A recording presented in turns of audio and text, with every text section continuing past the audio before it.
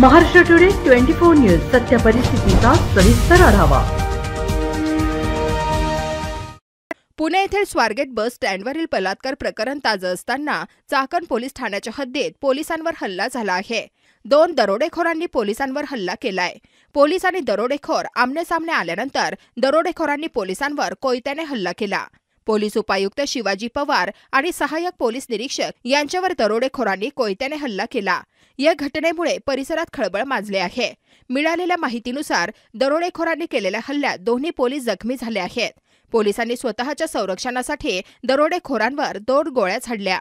एक गोळी दरोडेखोराच्या पायाला लागली असून त्याच्यावर ससून रुग्णालयात उपचार सुरू आहेत। पुणे जिल्ह्यातल्या केंदूर घाटातली मध्यरात्री घडलेली ही घटना। पुण्यात सतत होणाऱ्या धक्कादायक घटना पाहता पुणे विद्येचे माहेरघर की गुन्हेगारांचे शहर असा प्रश्न उपस्थित होत आहे। आता या प्रकरणी पुढे काय होणार हे पाहणं देखील महत्त्वाचं ठरणार आहे। पुणे येथील स्वारगेट बस स्टँडवरील बलात्कार घटनेनंतर देखील शहर हादरलं आहे। महाराष्ट्र टुडे मराठीसाठी ब्युरो रिपोर्ट पुणे। आजच महाराष्ट्र टुडे 24 न्यूजला सबस्क्राइब करा आणि सत्य परिस्थितीचा सविस्तर आढावा पहा।